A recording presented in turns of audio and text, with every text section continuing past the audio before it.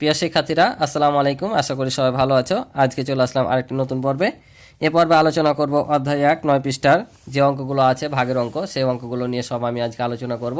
তো তোমরা ক্লাসটি প্রথম থেকে শেষ পর্যন্ত দেখবা, আমি তোমাদেরকে সহজভাবে বুঝিয়ে দেওয়ার চেষ্টা করবো ইনশাআল্লাহ। আর আমার চ্যানেলে নতুন হয়ে থাকলে অবশ্যই চ্যানেলটি সাবস্ক্রাইব করে আমার পাশে রইবে, এবং যারা ইতিপূর্বে চ্যানেলটি সাবস্ক্রাইব করে রয়েছে তাদেরকে অসংখ্য ধন্যবাদ।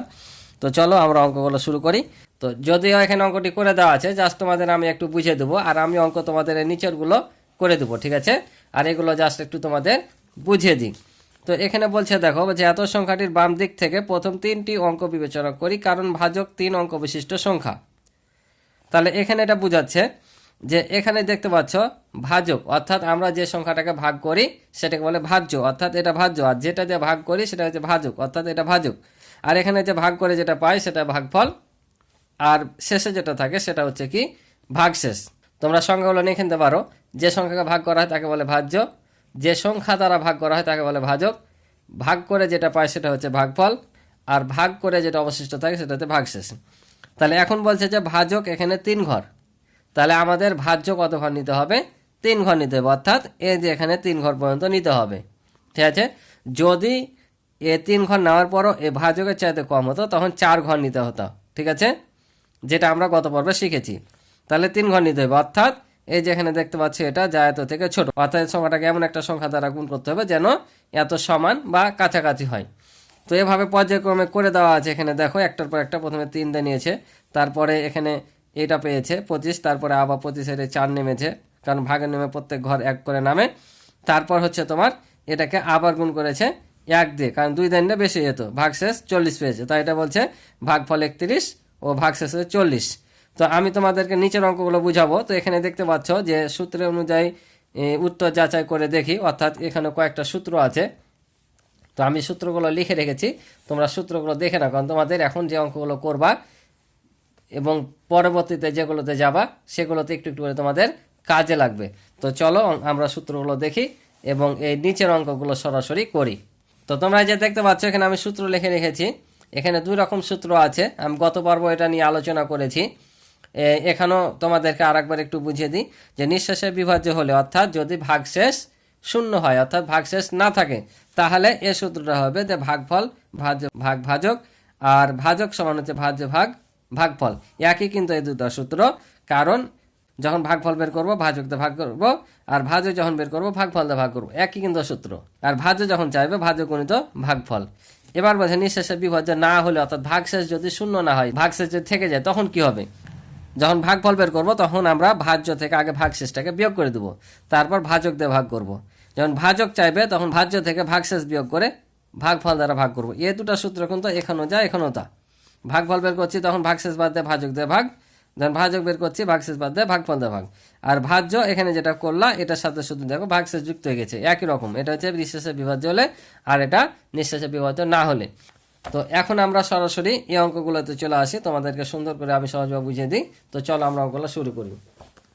তো দেখো আমরা ভাগ করি, তাহলে আমরা প্রথমে কয় ঘর নিব? ভাজক যত ঘর থাকে ভাজ্য কি হয় তত ঘর নিতে হয়। তো এখানে কত ঘর আছে? 2 ঘর, অর্থাৎ 2টা অঙ্ক। তাহলে আমরা এখানে কয়টা অঙ্ক নিব? 2টা। যদি কমে যায় তাহলে আরও একটা নিব, আর যদি বেশি হয় তাহলে আমরা 2 ঘরেই নিব, অর্থাৎ ভাজক যত ঘর থাকবে তত ঘরে নিব। একটা জিনিস মনে রাখবা, ভাজক কখনো কি হবে না, ভাগশেষের চাইতে ছোট হবে না। আর ভাগশেষ সর্বদা কি হবে? ভাজকের চাইতে ছোট হবে। ভাগশেষ সর্বদা ভাজকের চাইতে কি হবে? ছোট হবে, ঠিক আছে? তোমাদের এই যে এখানে লেখা আছে দেখো যে ভাগশেষ সব সময় ভাজকের চেয়ে ছোট হয়। যদি বড় হয়ে যায় তাহলে জানবা তোমার অঙ্ক ভুল আছে, অর্থাৎ আরেকটি ঘর দিয়ে তোমাদের নিতে হবে। আর এখানে যেটা তোমার দেওয়া ছিল এটা হচ্ছে যাচাই পদ্ধতি, অর্থাৎ এই সূত্র অনুযায়ী যদি তোমরা একটা ভাগ করো, তো মিলাও অঙ্কটা সঠিক আছে নাকি দেখতে পাবা। মনে করো এই সংখ্যাটাকে ভাগ করেছিল, তাই কিনা? এখন ভাজকের ঘরে ভাজক যদি বসাও, অর্থাৎ ভাজক কোনটা ছিল এটা এখানে বসাইলা, ভাগফলের ঘরে 31 বসালা, আর ভাগশেষটা যোগ করে দিবা। তো যোগ করে এই দুটো গুণ করে এটা যোগ করে যদি এটাই আসে তাহলে অঙ্কটা সঠিক। যেমন এটা দেখো, এটা গুণ করে এটা পেয়েছে, আর এটার সাথে 40 গুণ করে কি পেয়েছে? এটা পেয়েছে, মানে এই অঙ্কটা কি আছে? সঠিক আছে। এভাবে তোমরা যাচাই করতে পারো যে উত্তরটা ঠিক আছে কিনা। তো দেখি তাহলে আমরা, তাহলে এখানে কত ঘর আছে? 2 ঘর। তাহলে এখানে 2 ঘর নিলাম 94 পর্যন্ত। তাহলে এখন 45কে যদি 2 দিয়ে গুণ করি, আমরা 45 দেবো না, হয় 90, ঠিক আছে? আমরা সবসময় এই সংখ্যাটাকে যে এমন একটা সংখ্যাতে গুণ করব যেন এ সংখ্যার সমান হয় অথবা কাছাকাছি কম হয়। বেশিও কম নিব না, আবার বেশিও নিব না, এটা চাইতে অর্থাৎ বড় সংখ্যা নিব না, হয় সমান নাহলে কাছাকাছি যেন হয়। তাহলে 2 দিয়ে গুণ করলে হয় 45 দেবো না 90, অর্থাৎ এটা নেওয়া যাচ্ছে। তো 2টা বসাবো কোথায়? সব সময় এখানে জয়টা অঙ্ক নিবা, শেষ অঙ্কের মাথায় এখানে বসাবা, ঠিক আছে? সব শেষ অঙ্কে, এগুলো ফাঁকা থাক সমস্যা নাই, কিন্তু এটা যেন সমান হয়। তাহলে ভাগের নিয়ম এখন আমরা বিয়োগ করব, তাহলে বাদ দিলে হয় কত? 4। আর ভাগের প্রত্যেক নিয়ম হচ্ছে একটা করে ঘর নামা, ঠিক আছে? আমরা প্রত্যেকবার ভাগের নিয়ম অনুযায়ী এখান থেকে অর্থাৎ ভাজ্যের ঘর থেকে এক ঘর নামাতে পারবো, তারও বেশি পারবো, কিন্তু যখন একের বেশি নামাবো তখন একটা শূন্য নিতে হয়। যখন এমন অঙ্ক আসবে ভাগের, তখন সেটা বিস্তারিত বুঝাবো, যেহেতু এখানে নাই সেটা থাক। তাহলে আমরা এবার কত দিয়ে গুণ করবো? এখানে দেখো, এখানে 45, এখানে 45, অর্থাৎ আমরা 1 দিয়ে গুণ করলে এখানে কত? 45 মিলে যাচ্ছে, তাহলে আমরা এখানে 1 বসাবো। এবার দেখো, তাহলে এটা থেকে এটা বাদ দিলে কি হয়? শূন্য। তাহলে শূন্য বসার দরকার না, এখানে আরেকটা ঘর আছে, এখানে আমরা এটা কি করব? নামিয়ে দেব। এখন এখানে দেখো যে এটা কি এটা দ্বারা ভাগ যাচ্ছে? ভাগ কিন্তু যায় না। কিন্তু আমরা যখন এখানে ভাগ করব তখন জানবা এখানে যত ঘর প্রথমে নিব অর্থাৎ জয়টা অঙ্ক নিব, তার জন্য এখানে ভাগ ফলে একটা অঙ্ক হয়, আর পরবর্তীতে যতগুলো অঙ্ক থাকে তার জন্য ততগুলো ঘর হয়। অর্থাৎ এ 2 ঘর পর্যন্ত নিয়েছি, 2 ঘরের জন্য একটা অঙ্ক আসবে, আর এখানে 2টা অঙ্ক আছে তার জন্য এখানে আরও 2টা অঙ্ক আসবে। তো এখানে আমরা একটা পেয়েছি, তার মানে আর একটা আসবে। অথবা এখানে যখন ভাগ করবা তখন জানবা যে এখানে যতগুলো অঙ্ক আছে এখানে তত ঘর পর্যন্ত কিন্তু মিলবে। তাহলে আমরা ওই নিয়ম অনুযায়ী দেখছি যে আরও 2টা অঙ্ক পাবো, একটা পেয়েছি আর একটা নাই। অথবা এই নিয়মে যদি দেখো এখানে একটা ঘর ফাঁকা আছে, কিন্তু আমরা এখানে এমন একটা সংখ্যা পেয়েছি যেটা ভাজকের চাইতে ছোট হয়ে গেছে, ঠিক আছে না? তাহলে এখন কি করতে হবে?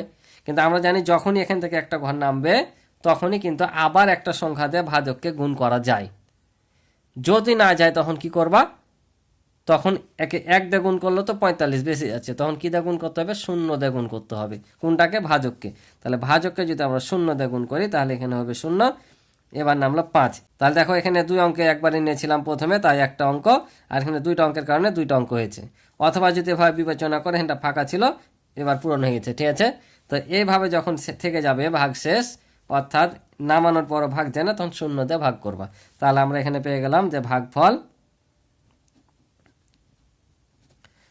কত? 210 ও ভাগশেষ কত? 5। এটা হচ্ছে উত্তর। আশা করি বুঝেছ। তো পরের অঙ্কটা আমরা দেখি। পরের অঙ্কটাও আমরা সেমভাবে করে নেব, ঠিক আছে? তাহলে দেখো প্রথমে কয় ঘর নিব? 2 ঘরে যাচ্ছে, তাহলে নিলাম। তাহলে একে যদি আমরা 2 দিয়ে গুণ করি, 1 দিয়ে গুণ করলে তো 55, 55কে 2 দিয়ে গুণ করলে 110 হয়। 110 এটা চাইতে বেশি যাবে, তার মানে 55কে 55 হবে। তাহলে 5 থেকে 5 বাদ দিলে 0, 7 থেকে 5 বাদ দিলে হয় 2, 1 ঘর নামবে। এবার কত দিয়ে নিব? আমি প্রথম পর্বে বলেছিলাম সব সময় এর শেষ সংখ্যাটাকে গুণ করে এই দুটার সাথে মিলাবা। তো আমরা এটাকে যদি 4 দিয়ে গুণ করি, 4 5 20 মিলে যাচ্ছে, কিন্তু আবার এটাকে 4 5 20 যদি শূন্য করে হাতে দিয়ে 22 হয়ে যাচ্ছে, বেশি হয়ে যাবে। তাহলে আমরা কত নিব? 3 দিয়ে নিব। তাহলে এখানে 3 5 হবে 15, হাত থেকে 1, 3 5 15, আর হাতে রেখে হয় 16। আবার বিয়োগ করলে হয়, তোমরা এখান থেকে ধারণা করতে পারো, এখান থেকে করতে পারো। তো আমি আজকে এখান থেকে নিয়ে করাচ্ছি। এখান থেকে 1 10 দা নিলাম, তাহলে 14 হলো, 14 থেকে 5 বাদ দিলে হয় 9, এখানে এক পরিশোধ করলাম, তাহলে কত হলো? 7। এখান থেকে 1 10 দা নিলাম, 10 থেকে 7 বাদ দিলে 3, তাহলে এখানে 1 দিয়ে দিলাম, 2 থেকে 2 বাদ দিলে 0। তাহলে এবার কোন ঘর নামবে? এই যে একটা ঘর ফাঁকা আছে, ঘরটা এখানে নেমে যাবে। এবার কত দিয়ে গুণ করবো? আমরা যদি এটাকে 8 দিয়ে গুণ করি 5 8 40, বেশি হয়ে যায়। 7 দিয়ে গুণ করলে 5 7 35, এটা মিলতে পারে। তাহলে আমরা কত দিয়ে নিব? 7 দিয়ে গুণ করে দেখি। তাহলে 7 দিয়ে যদি গুণ করি, 5 7 35 এর 5, হাতে হচ্ছে 3, 5 7 35, 7 3 হয় 38। বিয়োগ করলে দেখো এখান থেকে 1 ধার নিলাম, 12 থেকে 5 বাদ দিলে 7, এখানে 1 দিয়ে দিলাম, তাহলে কত হলো? 9। তাহলে দেখো এখানে 9 হলো, 9 থেকে 9 বাদ দিলে 0, আবার 3 থেকে 3 বাদ দিলে 0, তাহলে আর দরকার নাই।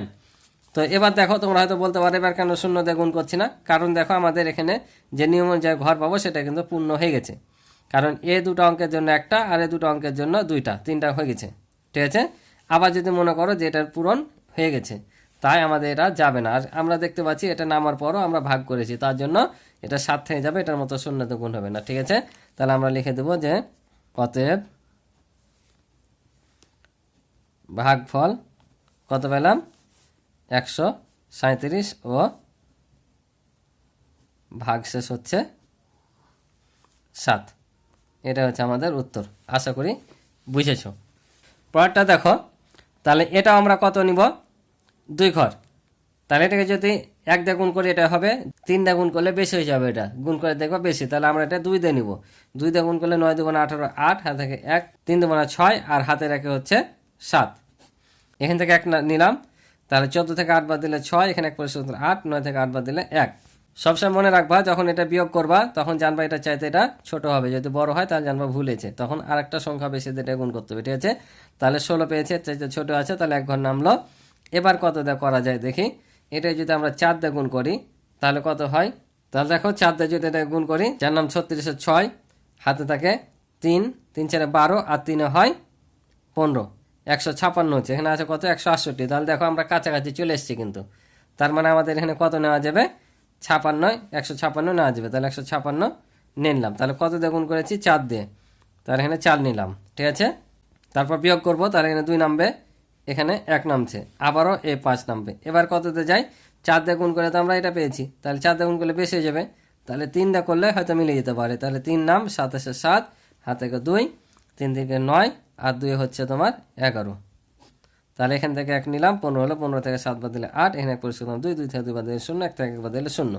তাহলে আমরা এখানে পেয়ে গেলাম। তাহলে এখানে লিখবো কি, যে ভাগফল হচ্ছে 243 ও ভাগশেষ হচ্ছে 8, এটা হচ্ছে আমাদের অ্যান্সার। আশা করি বুঝেছো। তো আজকে এ পর্যন্ত ছিল এই পর্বের অঙ্ক, দেখা হবে পরবর্তী পৃষ্ঠার অঙ্কগুলো নিয়ে। তো আমার ক্লাসটি ভালো লেগে থাকলে অবশ্যই চ্যানেলটি সাবস্ক্রাইব করে আমার পাশে থাকবে এবং ভিডিওতে লাইক কমেন্ট করে দিবে, এবং আমার সম্পূর্ণ অধ্যায়ের ভিডিও দেখতে চাইলে এই ভিডিও ডিসক্রিপশনে লিংক দেওয়া থাকবে, তোমরা সেখানে দেখে নিতে পারো, অথবা আমার চ্যানেলে গিয়েও তোমরা প্লে লিস্টে দেখে নিতে পারো। তো আজকে এই পর্যন্ত, ভালো থাকো, সুস্থ থাকো, আল্লাহ হাফিজ।